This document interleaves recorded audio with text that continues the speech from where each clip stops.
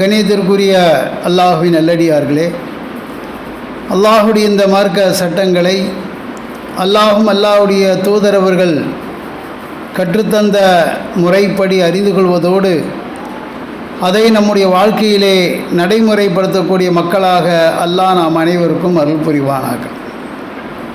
அல்லாஹுடைய நல்லடியார்களே, இஸ்லாமிய மார்க்கத்தை பொறுத்த வரைக்கும் எல்லா அமல்களுக்கும் ஒரே விதமான நன்மையை அல்லாஹ் தரவில்லை. மாறாக சில வணக்க வழிபாடுகளுக்கு அதிகமான நன்மைகளையும், சில வணக்க வழிபாடுகளுக்கு அதற்கான ஒரு தகுதியுள்ள நன்மைகளையும் அல்லாஹு தாலா இப்படி பிரித்து சொல்லுகின்றதை பார்க்கின்றோம். சில வணக்க வழிபாடுகளை பொறுத்த வரைக்கும் அதற்கு கூடுதல் முக்கியத்துவம். தொழுகை போன்ற இந்த வணக்க வழிபாடுகள் செய்யவில்லை என்றால் அவர்கள் இஸ்லாம் இல்லை என்று சொல்லக்கூடிய அளவிற்கு கடுமையாகவும் அல்லாஹ் சொல்லி காட்டுகின்றார். சில வணக்க வழிபாடுகளை பொறுத்த வரைக்கும் அதை செய்யவில்லை என்றால் குற்றமில்லையே தவிர நன்மையை இழந்து விட்டார்கள் என்று தான் நாம் சொல்ல முடியும். அந்த பட்டியலில் நாம் பார்க்கும் பொழுது இஸ்லாமிய மார்க்கத்திலேயே குர்ஆன் மற்றும் நபி வழியுடைய அந்த அடிப்படையிலே பார்க்கும் பொழுது சில வார்த்தைகளுக்கு அதிகமான நன்மைகளை அல்லாஹ் தருகின்றார். அதனுடைய விலை சொல்ல முடியாத அளவிற்கு அதனுடைய சிறப்புகளை குர்ஆனும் ஹதீஸும் அளவிற்கு அதிகமாக சொல்கின்றதை பார்க்கின்றோம். அல்லாஹ்வை பொறுத்த வரைக்கும் எந்த விஷயத்தில் தன்னுடைய அடியார்கள் தன்னை புகழுகின்றார்கள், தன்னுடைய பெயரை சொல்லி வணக்க வழிபாடுகளிலே ஈடுபடுகின்றார்கள், அதிலே சிறந்தது எது என்று அல்லாஹ் நமக்கு சொல்லி காட்டுகின்றான். ஒரு மூமினை பொறுத்த வரைக்கும் எதில் நம்ம அதிகமான கவனத்தில் இருக்கணும்டா, இந்த விஷயத்தில் அல்லாஹ் ரொம்ப விருப்பப்படுகின்றான், அதிகமான நன்மைகளை தருகின்றான், அதிகமான முக்கியத்துவத்தை தருகின்றான். அதனால் இதில் நம்முடைய நேரங்களையும் நம்முடைய காலங்களையும் செலவு செய்ய வேண்டும். அப்படி நம்ம குர்ஆன் ஹதீஸை தொலாவி தேடி பார்க்கவுமே ஆனால் நம்முடைய வாழ்க்கையில் ரொம்ப ரொம்ப இலகுவாக ரொம்ப ரொம்ப அற்பமாக கருதக்கூடிய சில வார்த்தைகளுக்கு அளவிட முடியாத அளவிற்கு அல்லாஹும் ரசூலும் நன்மையை வச்சிருக்கிறாங்க. ஆனால் அது நமக்கு தெரியறதில்லை. அதனுடைய மகத்துவம், அதனுடைய முக்கியத்துவம் தெரியாத காரணத்தினால அதில் நமக்கு ஒரு ஈடுபாடு இல்லாமல் இருக்குது. அப்படி நம்ம குர்ஆன் முழுக்க தொலாவி தேடி பார்க்கும் பொழுது சுபஹானல்லாஹ் என்று நம்ம சொல்கிறோமா இல்லையா, இந்த வார்த்தைக்கு குர்ஆனில் இருக்கிற மாதிரி ஒரு உயர்ந்த ஸ்தானம் வேறு எதுலேயுமே கிடையாது. குர்ஆன் ஆகட்டும் ஹதீஸ் ஆகட்டும், இந்த வார்த்தை என்பது ரொம்ப உயர்ந்த ஒரு இடத்துல அல்லாஹ் வச்சு அழகு பார்க்கின்றான். அல்லாஹ்வுக்கு எத்தனையோ திருநாமங்கள், அலில்லாஹுல் அஸ்மாஹுல் ஹுஸ்னா, அல்லாஹ்வுக்கு 99 திருநாமங்கள் இருக்குது, பல சிறப்புகள் இருக்குது. அதை எல்லாம் வச்சு கூட்டி உயர்ந்த ஒரு இடத்துல அல்லாஹ் ஒன்று வச்சிருக்கிறான்னு பார்த்தீங்கன்னா, நம்ம எதை அற்பமாக சாதாரணமாக கருதுவோமா அந்த சுபஹான் அல்லாஹ் தான். நாம் அந்த சுபஹான் அல்லாஹ்வுக்கு என்ன ஒரு வேல்யூவேஷன், முக்கியத்துவத்தை தர்றோம். தொழுகை முடிஞ்ச உடனேயே 33 தடவை, அதோடு என்ன செஞ்சிருது, கதை முடிஞ்சு போச்சு, அவ்வளவுதான். அதை தவிர அது என்ன சிறப்பு என்ன எதுவுமே தெரியல. ஆனால் நீங்கள் குர்ஆனில் தொலாவி பாருங்கள், சுபஹான் அல்லாஹ் என்று சொல்லாத எந்த படைப்பும் கிடையாது. மலக்குமார்கள் அல்லாஹ்வை எப்படி புகழ்ந்தாங்க, எந்த கோணத்தில் புகழ்ந்தாங்க. ஆதம் அலைஹிஸ்ஸலாத்தை அல்லாஹ் படைக்கிறான்.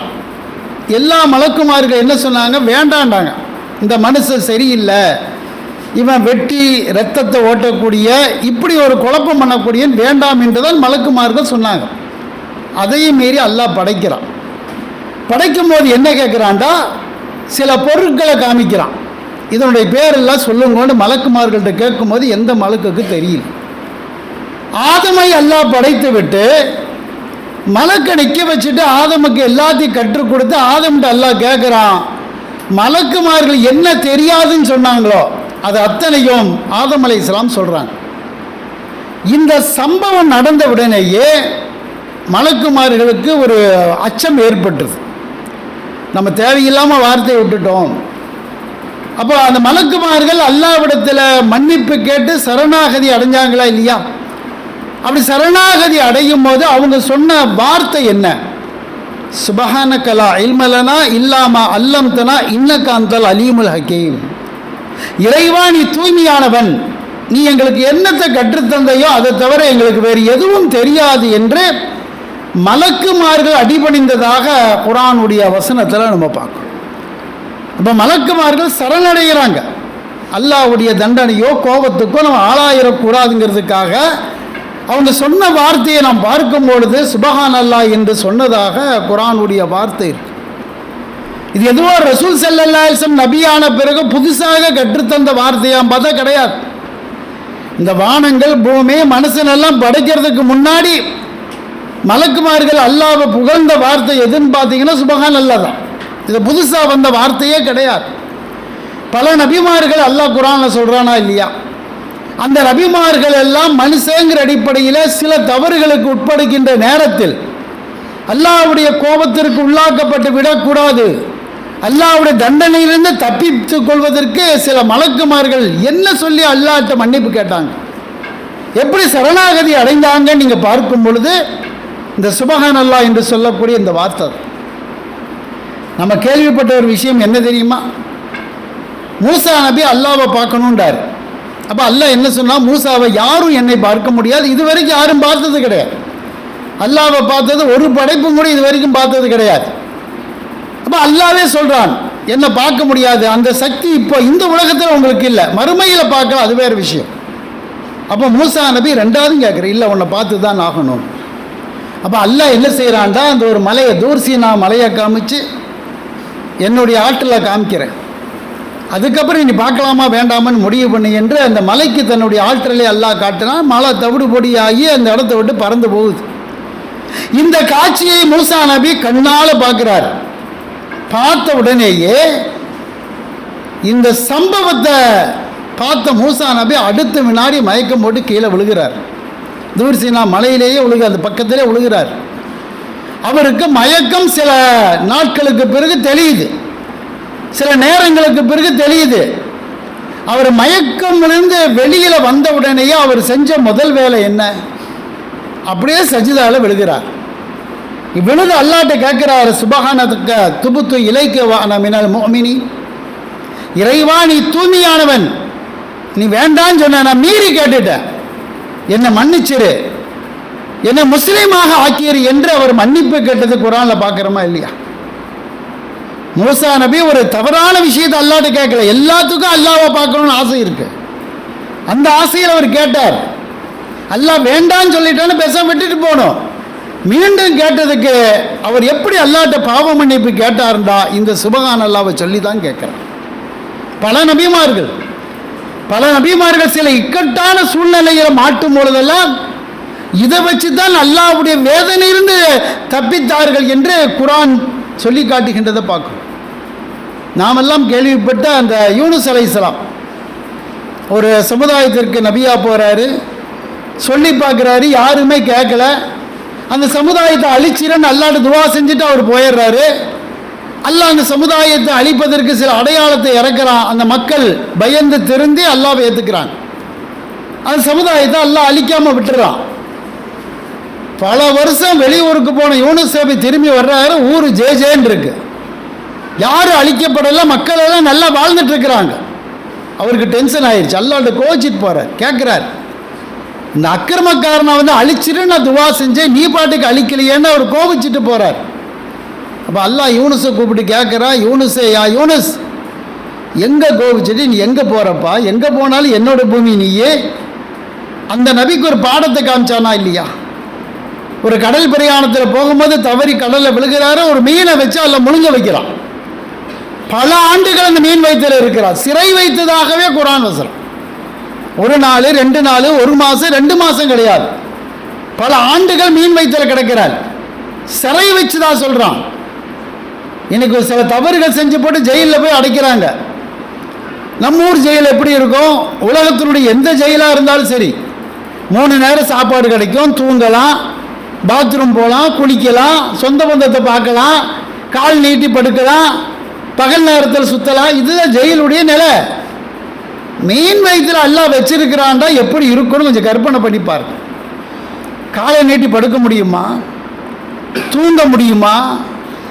மீன் எண்ணத்தையெல்லாம் விழுங்குதோ, என்ன கருமத்தையெல்லாம் அது விழுங்குதோ அதுதான் இவருக்கு சாப்பாடு. அதை திங்கிற, அதை விழுங்கக்கூடிய களிசடைகள் எல்லாத்தையும் இவர் தான் திங்கணும். தூங்க முடியாது, படுக்க முடியாது, நிம்மதியாக இருக்க முடியாது. அப்படி ஒரு கொடூரமான தண்டனையை அந்த நபிக்கு அல்லாஹ் கொடுத்தான். அந்த நபி அந்த மீன் வயிற்றிலிருந்து வெளியே வந்தாரா இல்லையா? வெளியே வரக்கூடிய நேரத்தில் என்ன சொன்னாங்கட்டி அல்லாஹ் விட்டான். பல ஆண்டுகள் உள்ளுக்குள்ள வச்சார். அவர் வெளியே வந்து எப்படி விழுந்தாரு அதையும் குர்ஆன்ல பார்க்குறோம். ஒரு நோயாளி மாதிரி, ஒரு குஷ்டரோகி மாதிரி வந்து வெளியே விழுந்தார். உடம்பெல்லாம் அழுகி புண்ணாகி பார்க்கறதுக்கே ஒரு பயங்கரமான மோசமான ஒரு உடம்பு உருக்குலைஞ்சு தான் அவர் வெளியில் வந்து விழுந்து, பிறகு அல்லாஹ் அந்த நோயை குணப்படுத்தி 1,00,000 பேருக்கு மக்களுக்கு பிறகு நபியாக்கணும். அவர் வெளியே வந்தாரா இல்லையா? அந்த வரக்கூடிய நேரத்தில் அவர் சொன்ன வார்த்தை என்ன தெரியுமா? லா இலாஹா இல்லா அன்த சுப்ஹானக இன்னீ குன்து மினல் ஸாலிமீன். வணக்கத்துக்கு தகுதியானவன் அல்லாஹ் தான், இறைவா நீ தூய்மையானவன், நான் தப்பு செஞ்சிட்டேன். இதை சொன்னாங்காட்டி தான் அல்லாஹ் வெளியிலே விட்டதாக குர்ஆனுடைய வசனம் இருக்கு. நீ தூய்மையானவன், நான் அசுத்தமானவன், நான் கேவலமானவன், நான் தப்பு செஞ்சிட்டேன், மன்னிச்சிரு. குர்ஆன்ல பார்க்குறோமா இல்லையா? நபிகள் நாயகம் ஸல்லல்லாஹு அலைஹி வஸல்லம் கூட சொன்னாங்க, நீங்கள் துவா செய்யும் பொழுது என்ன துவால நீங்கள் எந்த நேரத்தில் கேட்பதாக இருந்தாலும், என்னுடைய சகோதரர் யூனுஸ் அந்த மீன் வயிற்றிலிருந்து வெளியே வர்றதுக்கு அல்லாஹ்ட்ட கெஞ்சி கூத்தாடி கதறி ஒரு துவா கேட்டாரா இல்லையா? அந்த லா இலாஹா இல்லா அந்த சுப்ஹானக்காவை ஓதிட்டு உங்கள் தேவைகளை அல்லாஹ்ட்ட கேளுங்க, அல்லாஹ் உங்களை வெறுங்கையோடு அனுப்ப மாட்டான். நீங்கள் கேட்கக்கூடிய துவாவை அப்படியே அல்லாஹ் ஏற்றுக்கொள்ளுவான் என்று அல்லாஹ்வுடைய தூதர் நபிகள் நாயகம் ஸல்லல்லாஹு அலைஹி வஸல்லம் அவங்க சொல்லி காமிக்கிறான். அப்போ நபிமார்களுக்கு ரொம்ப மோசமான ஒரு நிலைமை வரும்போதெல்லாம் எப்படி தப்பிச்சாங்க, எப்படி அல்லாஹ்வுடைய கருணைக்கு உள்ளாக்கப்பட்டாங்கன்னா இந்த ஒரு வார்த்தை தான். சும்மா சாதாரணமாக தொழுகையில் ஓதக்கூடிய வார்த்தையாக நீங்கள் நினைக்கக்கூடாது. இதற்கு பல சிறப்புகள் அல்லாஹ் வைக்கிறான். நபிமார்களையே வைத்து மறுமையில் அல்லாஹ் நிற்க வச்சு ஒரு சமுதாயத்துக்கு முன்னாடி கொடூரமான முறையில் அல்லாஹ் கேள்வி கேட்கக்கூடிய ஒரு நபி யாருன்னு பார்த்தீங்கன்னா ஈசா அலைஹிஸ்ஸலாம் தான். என்ன காரணம்? அந்த நபியை கடவுளாக ஆக்கின மாதிரி உலகத்தில் எந்த நபியை அல்லாஹ் கடவுளாக வணங்க. இன்றைக்கு கிறிஸ்துவர்கள் ஈசாவையும் அவருடைய தாய் மரியம் அலைஹிஸ்ஸலாத்தை இன்னைக்கு கடவுளாக கும்பிடுறாங்க. பிதாசுதன் பரிசுத்தாவின்னு ஒரு மிகப்பெரிய கோடிக்கணக்கான மக்கள் கும்பிட்டு இருக்கிறாங்க. இது அல்லாஹ் சொல்லிட்டு மறுமையில் ஆதம்லிருந்து எல்லா நபிமார்களையும் எல்லா உம்மத்தையும் நிற்க வச்சு, குறிப்பாக ஈசா நபியையும் அவங்க அம்மா மரியம் அலைஹிஸ்ஸலாத்தையும் ஒரு இடத்துல நிற்க வைக்கிறான். அவருக்கு முன்னாடி யாரெல்லாம் உலகத்தில் இயேசுவாக மரியமாக மேரியாக வணங்கிட்டு இருந்தாங்களோ அந்த அனைத்து கிறிஸ்துவ மக்களையும் எல்லாம் நிற்க வைப்பான். நிற்க வச்சுட்டு என்ன கேள்வி கேட்கிறான்னு தெரியுமா? யா ஈசபன்னா மரியம் அந்த குல்தரின்னாஸ், மரியமுடைய மகன் ஈசாவே, உன்னையும் உன்னுடைய தாயாரையும் வணங்குமாறு மக்களுக்கு நீ சொன்னையா? இதுதான் அல்லாஹ் கேட்கிற கேள்வி. அந்த கேள்வி எந்த மாதிரி ஒரு சிரிச்சிட்டு ஜாலியா டீ சாப்பிட்டு இப்படியெல்லாம் கேட்கிற கேள்வி இல்லை. அல்லாஹ் கடுமையான கோபத்தில் கேட்பான். ஏண்டா லா இலாஹா இல்லல்லாங்கிற அந்த இடத்தை அல்லாஹ் உலகத்தில் எவனுக்கு விட்டு தந்தது கிடையாது. அவன் தான் ரப்பு. அந்த இடத்தில் நபியாகட்டும் யாராகட்டும் தான். அப்ப அந்த வேலையை ஈசா நபி செஞ்சிட்டாரோ என்பதற்காக அல்லாஹ் நிற்க வச்சு கேட்கிறான். அல்லாஹ்வுடைய கோபத்தையும் அல்லாஹ் இதற்கு நம்ம சரியான பதில் சொல்லாட்டி நம்ம என்ன நிலைக்கு தள்ளப்படுவோம் என்ற அச்சத்தில் ஈசா நபி சொல்லக்கூடிய வார்த்தையை அல்லாஹ் குர்ஆன்ல சொல்லி காண்கிறான். என்ன சொல்லுவார் தெரியுமா? இறைவா, முதல்ல போட்ட பாருங்க, எனக்கு தகுதி இல்லாத வார்த்தையை நான் எப்படி சொல்லுவேன்? நீ என்ன வணங்கினியா? நீ கேட்கிற என்ன தகுதி எனக்கு இருக்கு? அதை சொல்வதற்கு என்ன அருகதை எனக்கு இருக்கு? சொல்லிட்டு நான் அந்த மாதிரி சொல்லலை. ஒரு கால் மனசில் அந்த எண்ணம் எனக்கு இருந்திருந்தா கூட, என் மனசுல இருக்கிறது உனக்கு தெரியும், உன் உள்ளத்தில் இருக்கிறது எனக்கு தெரியாது. இந்த மக்கள் இடத்துல நான் என்ன சொன்னேன் தெரியுமா? இவனுங்களெல்லாம் நிக்க வச்சு கேளுங்க. கூலு லா இலாஹா இல்லல்லா, அல்லாஹ்தான் இறைவன், அவனுக்கு இணை இல்லை, அவனைத்தான் வணங்க வேண்டும் என்று நான் சொன்னேன். நான் உயிரோடு இருக்கக்கூடிய காலகட்டத்தில் இவன் எவனும் உனக்கு இணை வைக்கல, என்ன வணங்கல. நான் கண்டிப்பாக இருந்தேன். நான் மரணித்த பிறகு இவர்கள் இந்த தவறை செய்தால் நான் எப்படி குற்றவாளி ஆக முடியும், நான் எப்படி அந்த தப்பு செஞ்சதாக முடியும் என்று அவர் பதறாரு, அழுகிறாரு, கண்ணீர் வடிக்கிறாரு, அச்சப்படுறாரு. இந்த விஷயத்தை ஈசா நபி சொல்றதுக்கு முன்னாடி ஃபர்ஸ்ட் அவர் போடக்கூடிய கடிவாளம் எப்படின்னு பாருங்க. அல்லாஹ்வுடைய அந்த கோபத்தை தணிப்பதற்கு அவர் சொல்லக்கூடிய வார்த்தை என்ன? சுபஹானக, இறைவா நீ தூய்மையானவன், எனக்கு தகுதி இல்லாத வார்த்தையை நான் சொல்லல. இதைத்தான் அவர் சொன்னார். குர்ஆன்ல நம்ம பார்க்கிறோம்.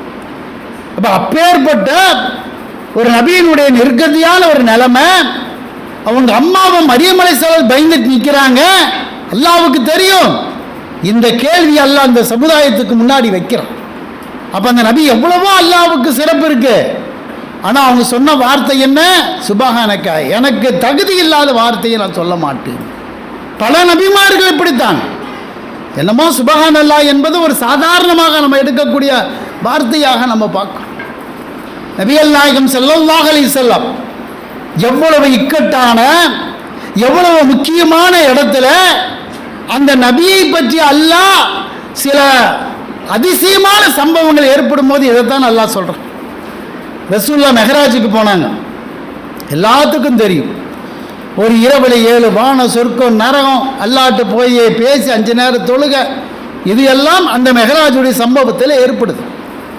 இன்னைக்கு கூட யாரும் நம்ப மாட்டாங்க. ஒரு இரவுல எப்படியாப்பா 7 வானம், சொர்க்கம், நரகம் சாத்தியப்படாது. இன்னைக்கே நம்ப மாட்டேங்கிறான்னு அன்னைக்கு யாரும் நம்பல. நிறைய பேர் முர்ததாகி போயிட்டாங்க. இந்த விஷயத்தை அல்லாஹ் சொல்லும் பொழுது அந்த வசனத்தை எப்படி அல்லாஹ் இறக்குறான் தெரியுமா? சுபஹான் அல்லதி அஸ்ரா பி அப்திஹில், எப்படி வார்த்தை வைக்கிறான்? அந்த இறைவன் தூய்மையானவன், தன்னுடைய அடிமையை மஸ்ஜிதுல் ஹராமிலிருந்து அக்ஸா வரைக்கும் அழைத்து சென்ற அந்த இறைவன் தூய்மையானவன் என்று பனி இஸ்ராயேல் அத்தியாயத்தில் அல்லாஹ் சொல்லி காமிக்கிறான். இந்த இடத்துல நீங்க உன்னிப்பா கவனிங்க. சுபஹான் அல்லதி அஸ்ரா பி அப்தி, ரசூலுல்லாஹ் அல்லாஹ் பேரை சொல்லி சொல்லல, முஹம்மதுன்னு கூப்பிடல, ரசூலுன்னு கூப்பிடல, நபின்னு கூப்பிடல. இந்த இடத்துல அல்லாஹ் என்ன பேரை வைக்கிறான்? அபுது, என்னுடைய அடிமையை அழைச்சி செஞ்சேன்னு சொல்லி கூப்பிடுறான். ஏன் சொல்றான்? ரசூலுல்லாஹ் அந்த நபி பட்டத்தை வச்சு, ரசூலுங்கிற திறமையை வச்சு அவராக போயிட்டார் என்று பிற்காலகட்டத்தில் யாரும் பேசக்கூடாது. அவர் அழைச்சிட்டு போனது நான் தான், அல்லாஹ்வுடைய திறமை. அதனால ரசூலுல்லாஹ் அல்லாஹ் இந்த இடத்தில் என்ன பேரும் கூட சொல்ல மாட்டேங்கிறான். அடிமை, என்னுடைய அடிமையை அழைத்துட்டு சென்றதாக அல்லாஹ் குர்ஆன்ல சொல்றானா இல்லையா? அந்த அடிமைன்னு சொல்லும் போது யார் அழைச்சிட்டு போனா? சுபஹான் அல்லதி அஸ்ரா, அந்த தூய்மையான இறைவன் அழைச்சிட்டு போனான் என்று அல்லாஹ் இங்க சொல்லி காட்டுகின்றது. பார்க்க நீங்க குர்ஆனை எடுத்து பாருங்க. எல்லா இடத்துலையும் ரசூலுல்லாஹ் அல்லாஹ் எப்படி கூப்பிடுவான் தெரியுமா? வமா முஹம்மதுன் இல்லா ரசூல், இந்த முகமது அல்லாஹ்வுடைய ரசூல். வமா அர்சல்னாக இல்லா ரஹ்மத்துல் லில் ஆலமீன், அல்லாஹ்வுடைய அருளாக இந்த முகமது இருக்கிறார், அல்லாஹ்வுடைய ரசூல் இருக்கிறார். கண்ணியத்தோடு அல்லாஹ் கூப்பிடும். மோமீன்களே, நீங்கள் ஒருவரை அழைப்பதை போல என் தூதர் அழைக்கக்கூடாது. ரசூலுல்லாஹ்வுடைய பெயரை சொன்னா ஸலாத்து சொல்லுங்க. அந்நபி அவ்லா பில் முஃமினீன மின் அன்ஃபுஸிஹிம், இந்த நபி மோமீன்களுடைய உயிருக்கு மேல. இந்த குர்ஆனை எடுத்து பார்த்தீங்கன்னா ரசூலுல்லாஹ்வை புகழ்ந்து புகழ்ந்து உச்சகட்டத்துக்கு அல்லாஹ் கொண்டு போகும். எந்த இடத்துல அல்லாஹ் மட்டம் தட்ட மாட்டான். அல்லாஹ் குர்ஆனில் மட்டம் தட்டக்கூடிய ஒரு வசனம் இருக்குதுன்னா இந்த வசனம் மட்டும். ஏன்? எனக்கு தான் இந்த திறமை இருக்குது, நான் தான் அழைச்சிட்டு போனேன். யார் அழைச்சிட்டு போனேன்? முகமதோ ரசூலோ நபி இல்லை, என்னுடைய அடிமை என்று அல்லாஹ் சொல்லி காட்டுகின்றான் என்றால் அப்போ எந்த இடத்தில் அல்லாஹ் வச்சு அழகு பார்க்க சுபஹானக சாதாரண ஒரு செய்தியாக நம்ம கருதக்கூடாது. அதனால்தான் நபிகள் நாயகம் ஸல்லல்லாஹு அலைஹி வஸல்லம் அவங்க அல்லாஹ்விடத்தில் கேட்ட துவாக்களில், அல்லாஹ்விடத்தில் கேட்ட திக்ருகளில் அதிகமான சிறப்பு, அளவிட முடியாத மகத்துவத்தை இருக்கக்கூடிய வார்த்தை எதுன்னு பார்த்தீங்கன்னா இந்த சுபஹானல்லாஹ். நம்ம தொழுகையில் மட்டும் 33 தடவை ஓதுறோம், அதோடு அதை முடிச்சிடுறோம். ரசூலுல்லாஹ் எங்கெல்லாம் ஓதுனாங்க? அல்லாஹ்வுடைய தூதர் சொல்றாங்க, எவன் ஒருவன் ஒரு நாளைக்கு சுபஹானல்லாஹ் என்று 100 முறை, தொழுகையில் இல்லை சாதாரணமாக 100 முறை சொல்லுகின்றானா 1000 பாவங்கள் மன்னிக்கப்படும், 1000 நன்மைகள் அவனுக்கு தரப்படும். இருக்கா இல்லையா? சும்மா சுபஹானல்லாஹ் 100 தடவை சொன்னா போதும். அந்த சுபஹானல்லாஹ்வோடு சேர்த்து யார் சுபஹானல்லாஹி வபிஹம்திஹி என்று சொல்லுகின்றார்கள். அதோடு இறைவா என்னை மன்னித்து விடு என்று வபிஹம்திஹி என்று சொன்னால் கடல் நுழைய அளவுக்கு நீ பாவத்தை செஞ்சிருந்தான்னு வச்சுக்க. ஒரு கடல் அப்படி பொங்குது, ஒரு சுனாமி மாதிரி பொங்கி வருதுன்னா இந்தியாவே காண போயிடும். உலகத்திற்குடைய கடல் பொங்குச்சுன்னா அந்த அளவிற்கு டன்னு கணக்க நீ பாவத்தை கொட்டி வச்சிருந்தா கூட ஒரு 100 தடவை சுபஹானல்லாஹி வபிஹம்திஹி சொன்னாண்டா எல்லாமே அழிஞ்சு போயிடும், அனைத்தும் போயிடும். அல்லாஹ்வுடைய தூதர் சொன்னாங்களா இல்லையா? நம்ம எவ்வளவு தப்பு செஞ்சோம் நமக்கு தெரியாது, ஞாபகம் இல்லை, மறந்துருப்போம். அல்லாஹ் எல்லாத்தையும் டன்னு கணக்காக வச்சிருப்பான். எதை வச்சு அழிக்கலாம்? பெரிய நோன்பை வச்சு, திக்கரை வச்சு, பெரிய 5 நேரம், இதெல்லாம் சுபஹானல்லாஹி வபிஹம்திஹி 100 தடவை 5 நிமிஷத்தில் வேலை முடிச்சு போச்சு. சஹாபாக்கள் ரசூலுல்லாஹ் சொல்றாங்க, உங்கள் நாவுகளுக்கு ரொம்ப எளிமையான ஒரு வார்த்தை, ரொம்ப ஈஸியான வார்த்தை, ஆனால் அதனுடைய நன்மை என்ன தெரியுமா? மறுமையில் மீசான்ல அல்லாஹ் உங்களுடைய நன்மை தீமைகளை போடுவானா இல்லையா? அதில் நன்மை ஜாஸ்தியான சொர்க்கம், தீமை ஜாஸ்தியான நரகம். நம்ம தொழுகை, நோன்பு, அஜ்ஜி, ஜக்காத் எல்லாத்தையும் மீசான்ல போட்டு எடை போடப்படும். ஆனால் நான் சொல்லித்தரக்கூடிய ஒரு வார்த்தை நீங்கள் சொன்னீங்கடா, எல்லாத்தை விட மீசான் தராசு இறம்பி அப்படியே வலியும்டா. சஹாபாக்கள் ஆர்வத்தோடு கேட்குறாங்க, அல்லாஹ்வின் தூதர் என்ன வார்த்தை? சுபஹானல்லாஹில் அலீம் சுபஹானல்லாஹி வபிஹம்தி. மிகவும் ஈஸியாக வாய்க்கலாம், அழகாக ஈஸியாக நுழையக்கூடிய சுபஹானல்லாஹில் அலீம் சுபஹானல்லாஹி வபிஹம்திஹி. மீசானுடைய தராசு ரெம்பி வலியும். கஷ்டப்பட்டு தொழுகிறீங்க, கஷ்டப்பட்டு நோன்பு வைக்கிறீங்க, அஜ்ஜு செய்கிறீங்க, தான தர்மம், இதுக்கெல்லாம் நன்மை இருக்கு, மறுக்கல, எல்லாத்தையும் மீறிடுச்சா இல்லையா? இதெல்லாம் ரெம்பி வலியும் சொல்லலை. இந்த வார்த்தைக்கு ரசூல் ஸல்லல்லாஹு அலைஹி வஸல்லம் ரெம்பி வலியும்டா. ஒரு கட்டத்தில் அன்சாரி தோழர்களுக்கு ரசூலுல்லாஹ் சொல்றாங்க, அல்லாஹ் ஒரு வார்த்தையை உங்களிடமிருந்து விருப்பப்படுகின்றான், அல்லாஹ் விரும்புகின்றான். எந்த அடியார் சொல்கின்றானோ அவனை நேசிக்கின்றான், அளவுக்கு அதிகமாக நேசிக்கிறான். அதற்கு அல்லாஹ் தரக்கூடிய பிரதிபலன் என்ன தெரியுமா? இந்த ஒட்டுமொத்த உலகத்துக்கும் ஒருத்தன் சொந்தக்காரனா இருக்கிறான். இந்த சூரியன் எதன் மீது உதிக்குகின்றதோ அந்த பூமியே ஒருத்தந்து. அப்படி ஒரு பணக்கார உலகத்தில் இன்னைக்கு வரைக்கும் பிறந்தது கிடையாது. அம்பானியா இருக்கட்டும், அதானியா இருக்கட்டும், இந்தியாவில் கொஞ்சம் கூடுதல் சொத்து இருக்கு, அவ்வளவுதான். பில்கேஸே இருக்கட்டும், அமெரிக்காவில் கூடுதல் சொத்து, அவ்வளவுதான். ஒட்டுமொத்த உலகத்துக்கும் இவன் தான் பணக்காரன், இவனோடு தான் என்று சொல்லக்கூடிய அடிப்படையில் ஒரு மனுஷன் இன்னைக்கு வரைக்கும் பிறந்தது கிடையாது. ரசூலுல்லாஹ் சொல்றாங்க, இந்த சூரியன் எதன் மீது உதிக்குதா, பூமியை விட சிறப்பிற்குரியதாக அல்லாஹ் உங்களிடமிருந்து எதிர்பார்க்கக்கூடியது என்ன தெரியுமா? ரொம்ப கஷ்டமான இபாதத் இல்லை, 24 மணி நேரம் தொழுகிற தொழுகை இல்லை, வருஷம் வருஷம் நோன்பு வைக்கக்கூடிய அது கிடையாது, எப்போ பார்த்தாலும் குர்ஆனை ஓதக்கூடிய அந்த விஷயம் கிடையாது, ஆயிரக்கணக்கான ஹஜ் உம்ரா செய்யறது கிடையாது. சிம்பிளாக ரசூலுல்லாஹ் சொன்னாங்க, சுபஹானல்லாஹி வல்ஹம்துலில்லாஹி வலா இலாஹா இல்லல்லாஹு வல்லாஹு அக்பர் என்று ஒரு அடியான் சொன்னால் பூமியை விட சிறப்பிற்குரியதாக அதை நான் எடுத்துக்கிறேன். இதுக்கு மேலே ஒருத்தர் தர்மமே செய்ய முடியாது. நம்மனா உயிரோடு இருக்கிற வரைக்கும் செய்ய முடியாது. எந்த மனிதனாலும் சாத்தியப்படாத ஒரு சிறப்பு நன்மை. அழகா 4 வார்த்தை, வாயில நுழையாத வார்த்தை எல்லாம் கிடையாது, எல்லாத்துக்கும் தெரிஞ்ச வார்த்தை. சுபஹானல்லாஹ் தெரியும், அல்ஹம்துலில்லாஹ் தெரியும், அல்லாஹ் அக்பர் தெரியும், லா இலாஹா இல்லல்லாஹ் தெரியும். இஸ்லாத்துடைய ஃபவுண்டேஷன் பேசிக்கு. எப்படி ரசூல்லா அந்த கரெக்டாக சொன்னாங்க? சுபஹானல்லாஹி வல்ஹம்துலில்லாஹி லா இலாஹா இல்லல்லாஹு, கடைசியில் அல்லாஹு அக்பர். எங்கே கொண்டு போய் அல்லாஹ்வுடைய தூதர் இந்த வார்த்தையை நிறுத்துறாங்கன்னு பாருங்க. நம்ம அற்பமாக நினைக்கிறோம், சாதாரணமாக நினைக்கிறோம். அதனால தான் அல்லாஹ்வுடைய தூதருக்கு அந்த மௌத்து செய்தி வருதா இல்லையா? ரசூல்லாவுக்கு நசிர் வசனம் இறங்கின உடனேயே அன்னையிலிருந்து ரசூல்லா ஓதன துவா என்ன? ரசூல்லா மௌத்தா போயிடுவாங்க, 6 மாதத்தில் மௌத்தாவும் போயிட்டாங்க. அன்னையிலிருந்து மௌத்தாகிற வரைக்கும் ஓதிக்கிட்டே கிடக்கிறாங்க எல்லா நேரமும். சும்மா தொழுகையில் மட்டும் இல்லை, சஜிதாவில் கூடுதலாக, ருக்குவில் கூடுதலாக, தொழுகையில் அழுதுகிட்டு, வீட்டில் உட்கார்ந்து அதிகமாக என்ன வார்த்தை? சுபஹானக்க வபியம்திக்க அஸ்தஃபிருக்க வாத்துபிலைக்கு. இறைவா நீ தூய்மையானவன், நான் தப்பு செஞ்சிட்டேன், என்னை மன்னிச்சிரு, முன்னாடி நிற்கிறேன். இதை எப்பெல்லாம் சொன்னாங்க? நம்ம நினைச்ச மாதிரி, நினைக்கிற மாதிரி எப்போ ஓய்வு கிடைக்குதோ அந்த மாதிரி ஓதலை. ஆயிஷா நாயகி அறிவிக்கிறாங்க, அல்லாஹ்வுடைய தூதர் சதா இதுதான். அவங்க கடைசியாக மௌத்தா போகும்போது சொன்ன வார்த்தையும் இதுதான். அப்போ ரசூல்லா மௌத்தா போகும்போது ஒட்டுமொத்த உலகத்திற்கும் தரக்கூடிய மெசேஜ் என்ன? இறைவன் தூய்மையானவன், நான் தப்பு செஞ்சிட்டேன், என்ன மன்னிச்சிருங்க. ரசூல்லாவுடைய அந்த கடைசி ரூஹு பிரியும் போது இந்த வார்த்தை தானே இருந்துச்சு. அப்போ எவ்வளோ பெரிய சிறப்புகளை அல்லாஹு தஆலா இந்த வார்த்தைக்கு அல்லாஹ் தர்றான். எத்தனை பேர்த்துக்கு தெரியுது? எத்தனை பேர் ஓதுறோம்?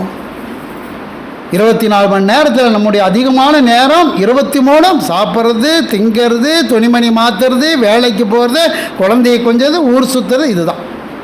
இது எதுவுமே மறுமையில் நிற்காது. 10 பைசாக்கு பிரயோஜனம் இருக்கா? அல்லாஹ் கேட்பாடு, என்ன சாப்பிட்டேன், என்ன துணிமணி மாற்றினேன், எத்தனை குழந்தைங்க, எவ்வளோ அல்ல, ஒன்றும் கேட்க மாட்டேன். ஆனால் கேட்கக்கூடிய கேள்வி என்ன செஞ்ச இறைவா, உன்னை சதா இதை வச்சு ஓதனை போதுமா? அப்போ இந்த சுபஹானல்லாஹ் என்பது ஒரு கால் நமக்கு இது தெரியாமல் இருக்கலாம். எத்தனை வருஷம் இதனுடைய மகத்துவம், இதனுடைய சிறப்பு இன்னும் குரானில் அந்த அளவுக்கு அல்லாஹ் அடுக்கிட்டு போகிறான்.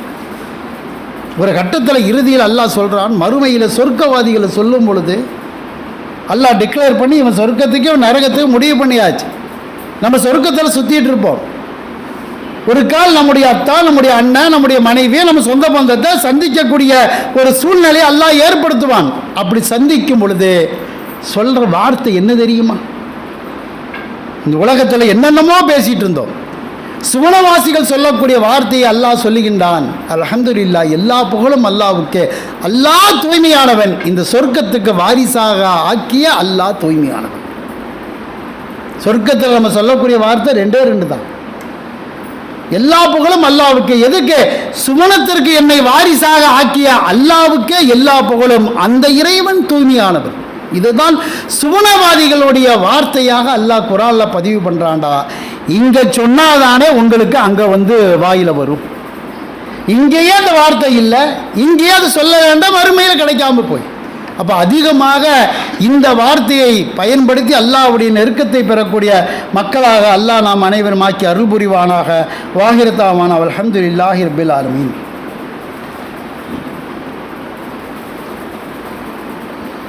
அல்ஹம்துலில்லாஹி ரப்பில் ஆலமீன்.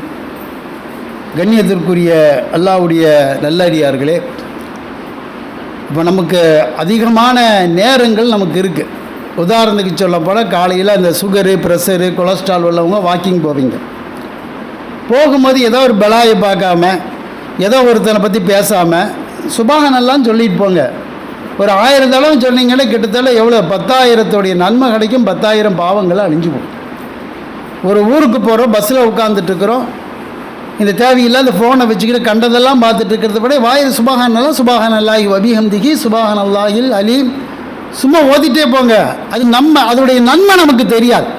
நம்ம என்ன நினைக்கிறோண்டா, இது ஓதந்து தானே, இது இப்போ படித்தது தானே, அப்படி பார்க்காது. அல்லாஹ் சில பேர்த்த மறுமையில் கொண்டு நிற்க வைப்பான். நிறுத்தி வச்சுட்டு அவன் கற்பனை கூட செய்து பார்க்க முடியாத அளவிற்கு சொர்க்கத்தில் அவனுக்கு நன்மையை அள்ளி தர்றான். ஏக்கர் கணக்காக, மாளிகை கணக்காக அல்லாஹ் கொடுக்கும்போது அவனுக்கு நம்பிக்கையே அல்லாஹ் மேலே வரல. அவனே கேட்பான், இறைவா அந்த அளவுக்கு நான் செய்யலை, இந்த அளவுக்கு நான் இபாதத் பண்ணலை. நம்ம அல்லாஹ் சொன்னால் நீ செஞ்சது தான்பான். இல்லையே, அதுக்கு அல்லாஹ் சொல்லக்கூடிய வார்த்தை என்னன்னு தெரியுமா? நீ அற்பமாக நினச்சிட்டு சிலது சொன்ன இல்லை. இதுக்கு ஒரு சும்மா சாதாரணமாக சில வார்த்தையை சொன்னீங்கல்ல, அது மலை மாதிரி குட்டி போட்டு நீ இன்னைக்கு பிரமிக்கக்கூடிய அளவுக்கு அல்லாஹ் உனக்கு நன்மையை வச்சிருக்கிறான். நீ அற்பமாக நினைச்ச, அல்லாஹ் அதை மிக சிறப்பாக நினைச்ச. அப்போ நம்ம என்ன நினைக்கிறோன்னா, தொழுகையில் 33 அதோட கடமை முடிஞ்சு போச்சு, அப்படி நினைக்காது. அதிகமாக எந்த விஷயத்தில் அல்லாஹ் கூடுதல் முக்கியத்துவத்தை தர்றானோ அதில் தான் கவனம் ஏற்படும்.